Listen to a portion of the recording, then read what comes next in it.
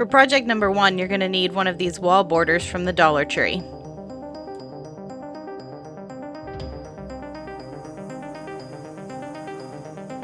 You'll also need 4 of these 4x6 photo frames. Start by laying out your wall border and cutting around 4 of the skeletons, leaving a little border around each one.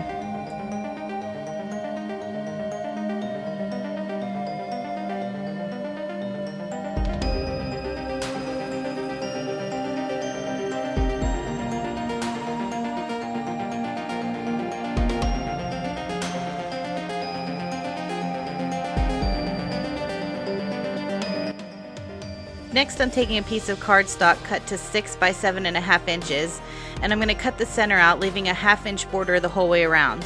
Now, if you have a picture frame that has glass in it, you won't have to do this because you can adhere the skeleton right to the glass. But because my frame didn't have that, I had to create a frame to stick the plastic to.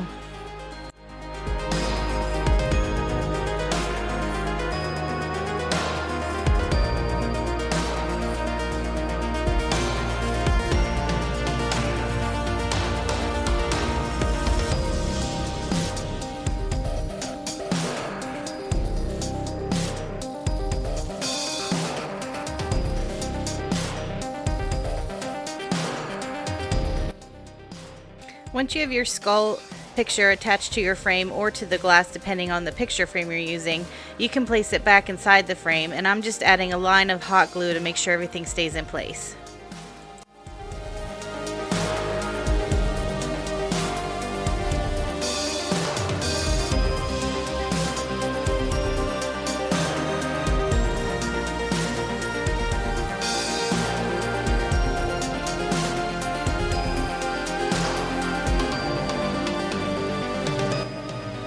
Once you've done this to all 4 frames, now we can start sticking the frames together to form a box.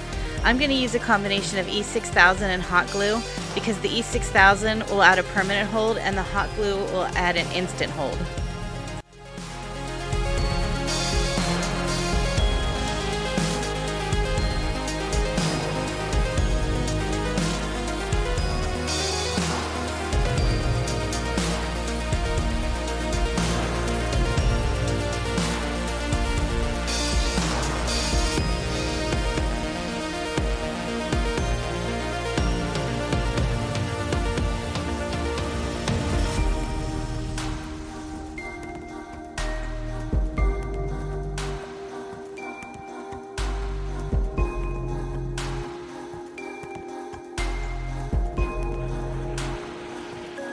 To decorate the box, I'm going to add some of this creepy cloth that I bought at the Dollar Tree, and I'm just going to cut a piece off and drape it over the top.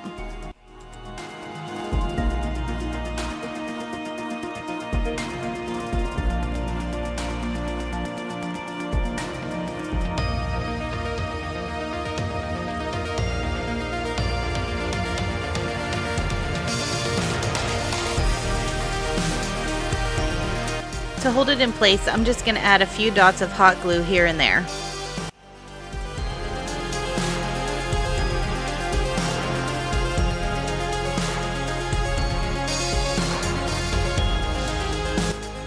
I wanted to add a few more embellishments to this box, so I grabbed a bundle of these roses from the Dollar Tree, and I kind of played around with it, and I ended up not using the roses, but I did use some of the spiders that are part of the bundle and some of the little fringy pieces.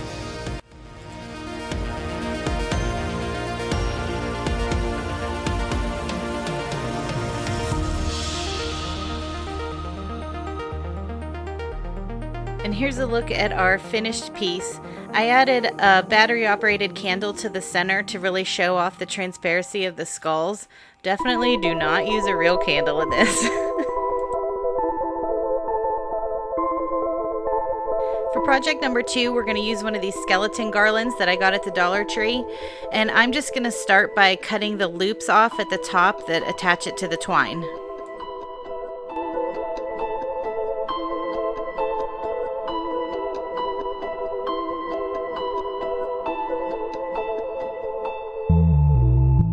Next, you'll need 3 pieces of cardstock that measure 1.5 by 2 1/4.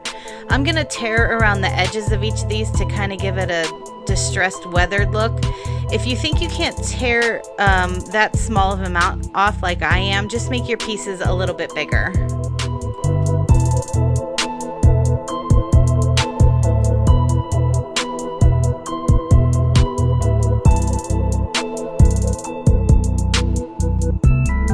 I'm going to be using some brown ink and an ink blender to ink around the edges of all three of these pieces of paper. If you don't have an ink blender, you can use a makeup sponge, and if you don't have any ink pads on hand, you could also try to use a marker too.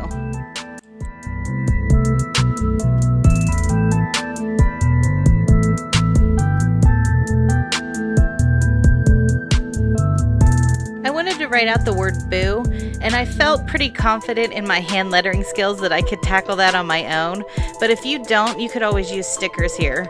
But I did decide to write this out in pencil first before I went in with markers to make it a little bit darker.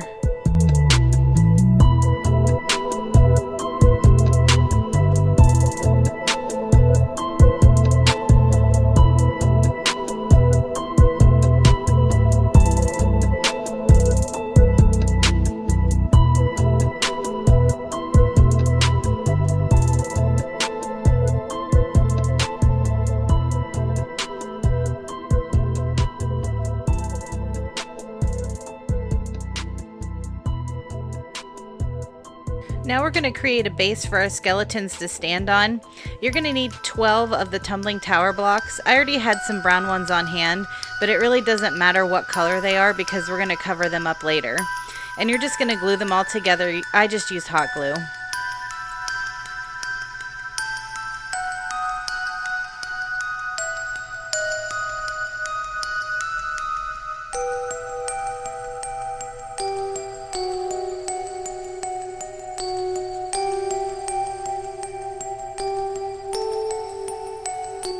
We're going to use another piece of this creepy cloth from the first project. Just cut a piece a little bit longer than the base and then drape it over it and add a little bit of hot glue.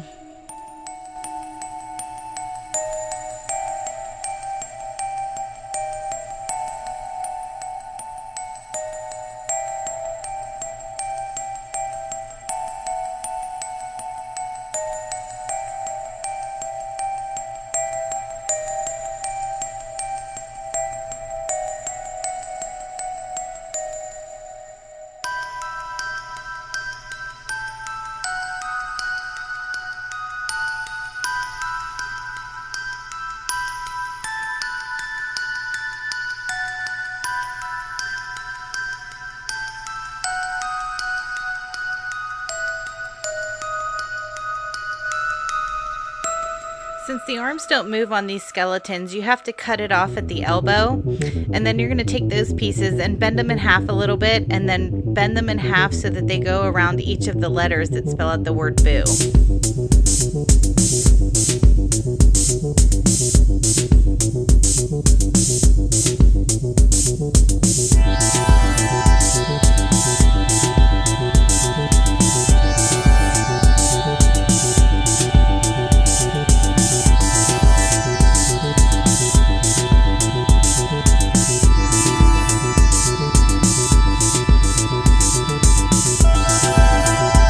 Once you get the arms hot glued down, you definitely want to use some kind of clip to hold it in place until it cools down the whole way, because these arms are kind of stiff, so you want to make sure that glue is really hard before you take those clips off.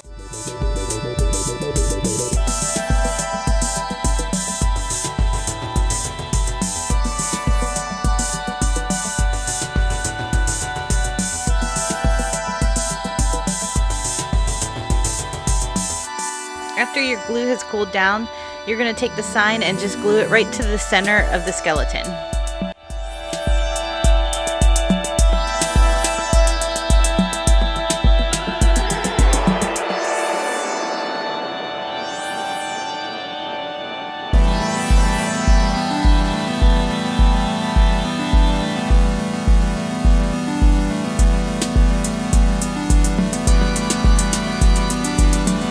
Now we're going to add the skeletons to the base that we created earlier. I found that the skeletons seemed to have one flat foot and one foot that wasn't so flat, so I glued the flat one down first, And use as much glue as you need to because we're going to cover that up anyway.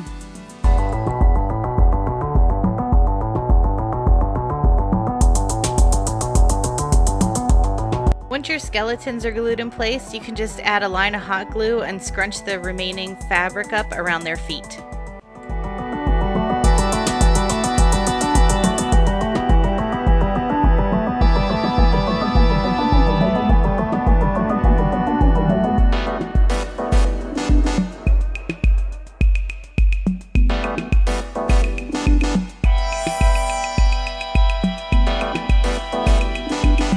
And here's a look at our skeleton crew.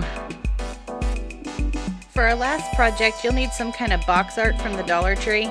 This is a leftover one that I had from Christmas, and I'm just going to use a pair of pliers to remove the hanger, and then I'm going to peel the sticker off the back.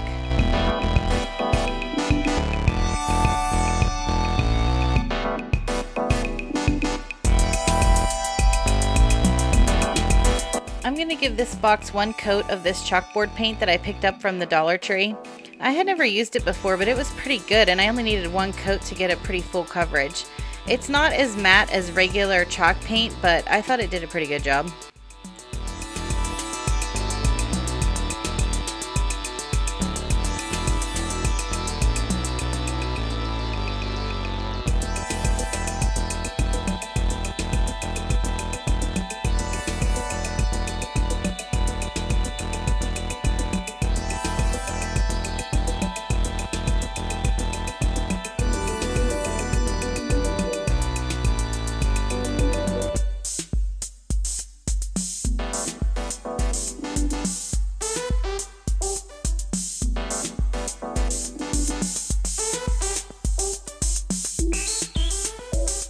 I'm using one of these eyeball rose bundles from the Dollar Tree, and the little fringy pieces that come as part of the bundle look like eyelashes to me, so I'm going to glue those down first, and then I'm going to snip the base of the rose off so it lays a little bit flatter, and I'm going to glue those right on top of those.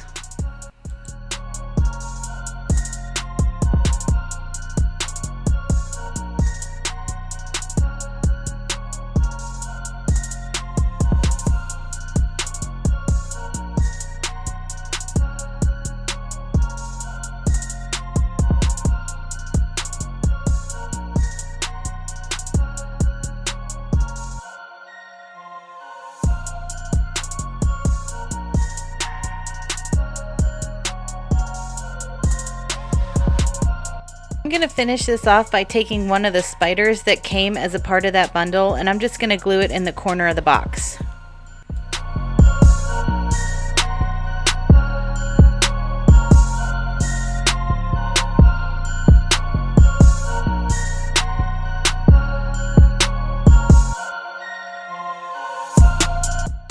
This was probably my favorite project out of the three we did, because to me it looks like it could be a prop in the background of a Tim Burton film.